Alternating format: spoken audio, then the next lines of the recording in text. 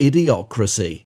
In 2005, United States Army librarian Joe Bowers is selected for a government-suspended animation experiment as the most average individual in the armed forces.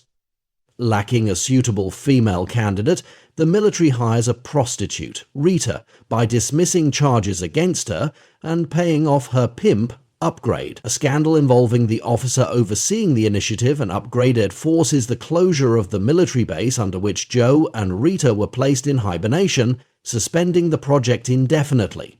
Over the next 500 years, average intelligence decreases due to societal expectations. As a result, infrastructure deteriorates, low comedy and vulgarity defines culture, and consumerism is left unfettered.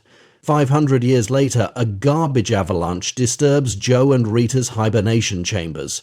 Joe awakens in Frito Pandeo's apartment in previously occupied Washington, D.C., asking for help. He is laughed at as homosexual by the residents, who speak a mixture of hillbilly, valley girl, inner-city slang, and various grunts. He enters a hospital, believing the army administered hallucinogenic drugs to him. Joe realizes the year upon reading a magazine and his hospital bill, but he is arrested at a Carl's Jr. for not having a barcode tattoo and being unable to pay his bill. Joe is sent to trial. Rita resumes her job as a prostitute. Joe is sent to a correctional facility where a faulty identification machine registers his name as Not Sure and takes a simplified aptitude test. He escapes from prison after deceiving a guard. Joe visits Frito, who agrees to guide him to a time machine.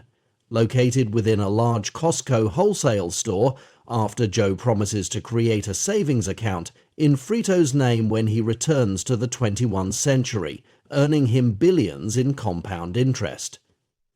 With Rito, Joe and Frito enter the store, but Joe is arrested after his barcode is scanned. Joe is taken to the White House and appointed Secretary of the Interior by President Dwayne Elizondo Mountain Dew Herbert Camacho due to extraordinary performance on the aptitude test. In an address, Camacho states that Joe will resolve unfruitful crop yields, dust storms, and a stagnant economy, among other issues, within a week or face imprisonment. Joe and Rita visit a crop field. Frito gives him a useless map to the time machine. Joe discovers that the country's crops are being watered with Braundo, a sports drink. The concentration of electrolytes in Braundo has destroyed natural topsoil, causing dust storms. Despite opposition to his plan in the form of circular reasoning from the cabinet, Joe convinces Kamech to use water instead of Braundo in irrigation. Crops are not growing even after giving them water.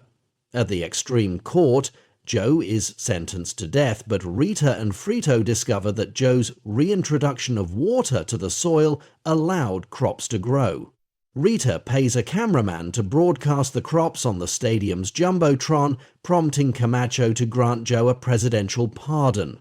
Joe discovers the time machine is just an amusement ride, a detail Frito was aware of. Joe becomes president and marries Rita, with whom he has 3 children who are the 3 smartest kids in the world.